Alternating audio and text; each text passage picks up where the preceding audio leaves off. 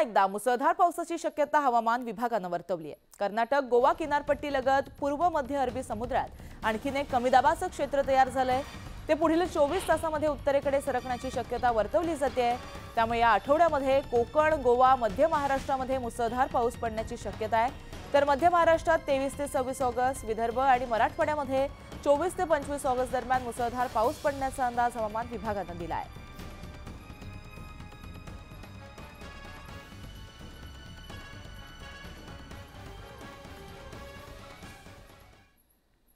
तर यानंतर पुन्हा घेऊयात काही झटपट बातम्यांचा आढावा।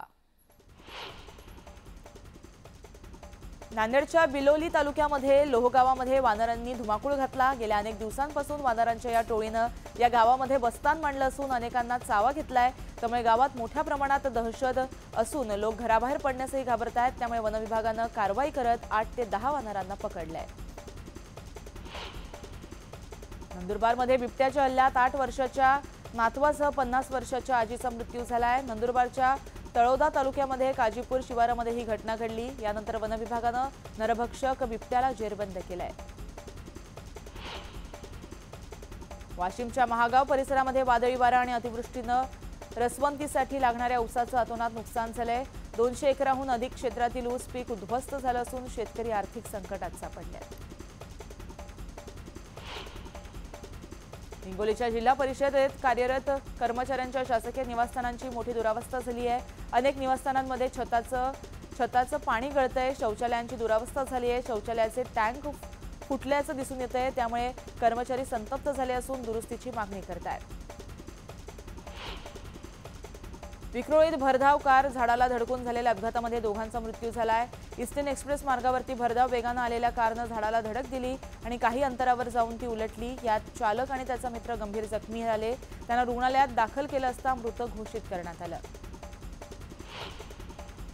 चंद्रपुरात मनसे अध्यक्ष राज ठाकरे यांची बैठक संपताच मनसेच्या 2 गटांमध्ये राडा झाला।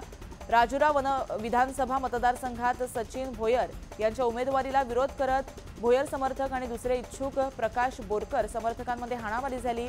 या गोंधळानंतर प्रकाश बोरकरांच्या पक्षातून त्यांची हकलपट्टी करण्यात आली। एसटी बँकेमध्ये गुणरत्न सदावर्ते यांनी केलेली कर्मचारी भरती रद्द करण्यात आली आहे। सहकार विभागानं एसटी बँकेला तसे आदेश दिलेत। बेकायदेशीर कर्मचारी भरती प्रकरणी झालेल्या तक्रारीनंतर चौकशी समिती नेमण्यात आली होती। दरम्यान चौकशी समितीच्या अहवालानंतर सहकार विभागानं ही कारवाई केली आहे। काँग्रेस नेते पृथ्वीराज चव्हाण यांनी मनोज जरांगे पाटील यांची जाऊन भेट घेतली।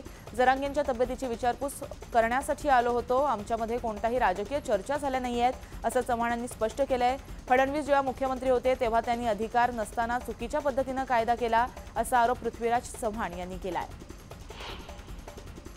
मालाडमधील मिठ चौकी पुलाची केंद्रीय मंत्री पियुष गोयल यांनी पाहणी केली। लवकरच या पुलाचं उद्घाटन होणार आहे।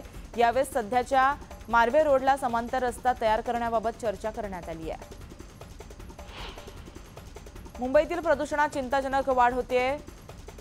बॉम्बे एन्व्हायरमेंटल ॲक्शन ग्रुप यांनी केलेल्या 6 महिन्यांच्या तांत्रिक अभ्यासात बेकरी चालकांकडून लाकडाचा वापर होत असल्याचं समोर आलंय। बेकरीमध्ये स्वच्छ इंधन वापरण्यात यावं यासाठी या अहवालामध्ये शिफारसी सुचवल्या असून अहवाल एमबीसीबी ते पालिकेला सादर करण्यात आलाय।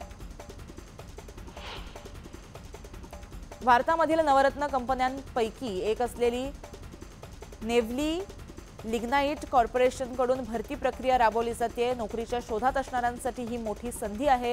विशेष म्हणजे नोकरीच्या शोधात असणाऱ्यांनी लगेचच अर्ज करावा आणि भरती प्रक्रियेमध्ये समाविष्ट व्हावं। भरती प्रक्रिया शिकाऊ उमेदवारांसाठी सुरू आहे। चला तर मग अजिबातच वेळ न घालवता अर्ज करा। विशेष म्हणजे 500हून अधिक पदांसाठी ही भरती सुरू आहे।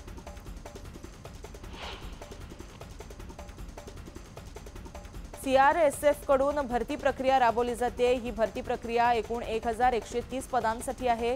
21 ऑगस्ट 2024 पासून ही भरती प्रक्रियेसाठी अर्ज करण्याची प्रक्रिया ही सुरू झाली आहे। या भरती प्रक्रियेसाठी अर्ज करण्यासाठी शेवटची तारीख ही 31 सप्टेंबर 2024 आहे।